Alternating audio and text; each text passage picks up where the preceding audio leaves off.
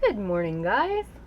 So I was thinking that since over the last few months, it seems like a bunch of people who I thought were really committed to veganism decided to give it up because they, claimed that it wasn't working for them or because it didn't make them feel well or whatever. And since a couple videos have recently been dedicated to kind of looking at these people's diets and experiences and what was possibly going on to lead them to a point where they either just didn't feel well or were experiencing actual nutrient deficiency symptoms, I thought that today might be the perfect opportunity to go through a pretty normal day of eating for me and then log it all into Chronometer and go over it to show everyone how I fill in all of those nutrient gaps that every human has to fulfill. And I'll do this using predominantly whole plant foods and intelligent, wise, well thought out supplements. And I will say that I don't use Chronometer a lot because I think it's really tedious and obsessing about calories and nutrients is just a terrible way to spend your time. But I found that when I do the Daily Dozen by Dr. Greger and when I get all of those boxes checked, I tend to also fulfill all of my nutritional requirements on Chronometer as well. So to succeed long term on a vegan or plant-based diet, by no means do you have to, track your calories or your nutrients or be really obsessive. But there are a few simple habits and foods that you can include in your diet on a regular basis that will help sustain you long term on a really, really healthy plant-based diet. So as you saw for breakfast, I'm having a big green smoothie and I will have this probably 3 or 4 times a week. Whenever I order kale, I always order what I think I can eat and then I double that. And then it kind of becomes a fun game of seeing how many dark leafy greens I can stuff into my body over the course of a week. And I have to say, I feel really great doing that. I also love to pack my green smoothies full of other nutrient, especially mineral-dense foods like seeds. I particularly like flax seeds and hemp seeds and chia seeds. I also add in berries, my ginger, and my turmeric. And then I don't do this every day, but quite often I'll put in blackstrap molasses since it is such a concentrated source of calcium and especially iron. And as you can see from Chronometer, this smoothie contains a lot of nutrition, but no one meal can fulfill all of your daily nutrition requirements. I think we've learned that lesson, so I will see you guys later for lunch.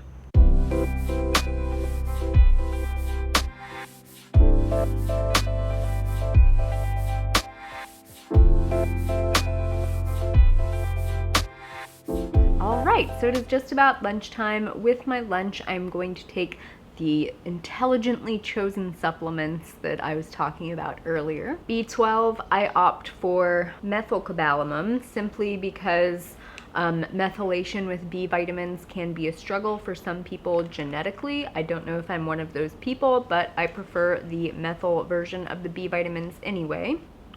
I'll also be taking my Algae Omegas. You probably did see that Chronometer indicated that I got all of my omega-3 fatty acids from the flax seeds and the hemp seeds that I had this morning in my smoothie.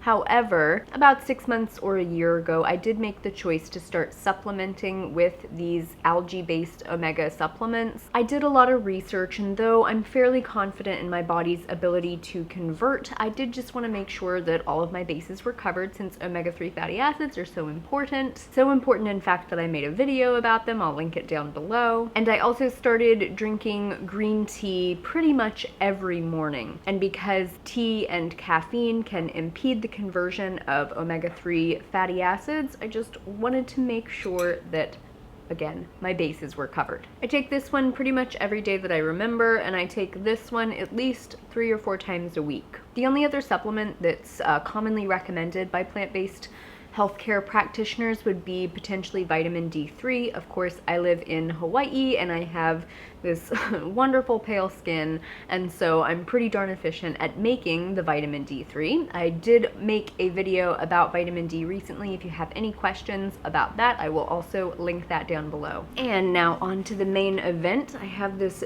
beautiful bowl of goodness. Yum! I cooked up some whole oat groats, which are kind of reminiscent of brown rice, a little bit chewier, and though oats can sometimes be contaminated with gluten, they seem to be gluten-free enough that they don't bother my skin or cause any breakouts. I also cooked up some black turtle beans, and then I have some leftover salad from last night, which was a mixture of kale and lettuce, along with a bunch of other fresh veggies that was dressed with avocado. So there's about a quarter avocado worth of avocado in here. And then you probably noticed on top, I have these 2 little Brazil nuts. I have them there because as I keep track of my nutrients on Cronometer, I noticed that my selenium was kind of consistently on the lower end. I wasn't really getting enough. And Brazil nuts are extremely potent source of selenium. So I kind of like take them like a supplement, really. I mean, obviously I chew them, I don't swallow them whole, but I eat them for a specific purpose. And actually you don't want to just sit down and snack on a bunch of Brazil nuts because you can overload yourself with selenium. Okay, so this nice, simple, but really hearty lunch is super packed with nutrients.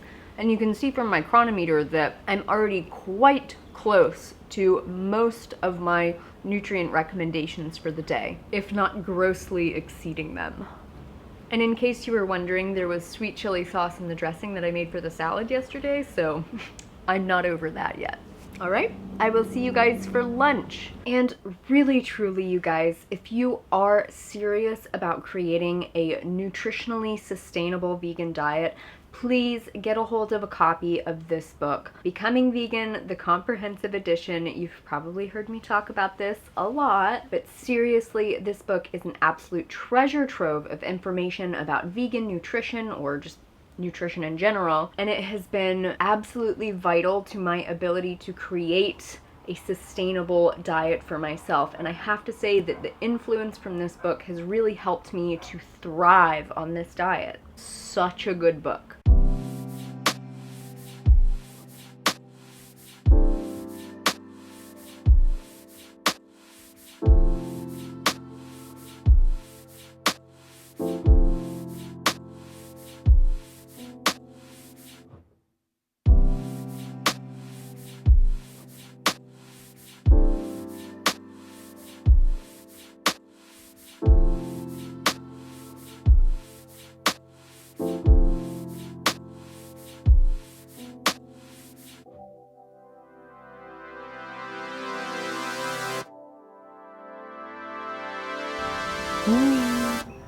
Yes. Oh my goodness.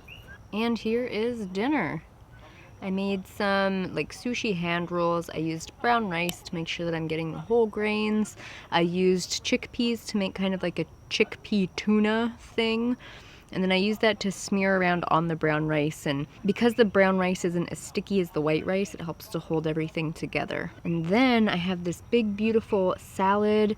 I water sauteed some bok choy right in there. It's like that perfect doneness. Lots of broccoli sprouts on top and some fresh veggies that were left over from filling the sushi. And I do always like to make sure to have some seaweed at least several times a week because I don't eat iodized salt, so I don't have another reliable source of regular iodine. But of course I want my thyroid to work properly and just generally be a healthy human being. So I try to get my iodine from small amounts of seaweed, at least 4 or 5, sometimes 6 times a week. And I will do that with nori sheets for seaweed, excuse me, dulse flakes that I sprinkle over my food, or really teeny tiny amounts of kelp granules that I sprinkle into food. And as we can see on Cronometer, this is an incredibly nutrient-dense meal. The rest of my protein requirements are fulfilled by the chickpeas as well as the brown rice and other veggies and such. Getting lots more vitamins and minerals in this beautiful vegetable green salad. And of course, plenty of flavor as well. I might sneak a few drizzles of sweet chili sauce on these sprouts because I'll be perfectly honest, I'm not a big fan of the taste of broccoli sprouts until they have sweet chili sauce on them, and then they taste amazing. So this will be it for dinner. Oh, I wish I could share with you guys. Kind of, but not really. It's all for me. Oh, I love a good sunset with my tree babies. Hi, tree baby.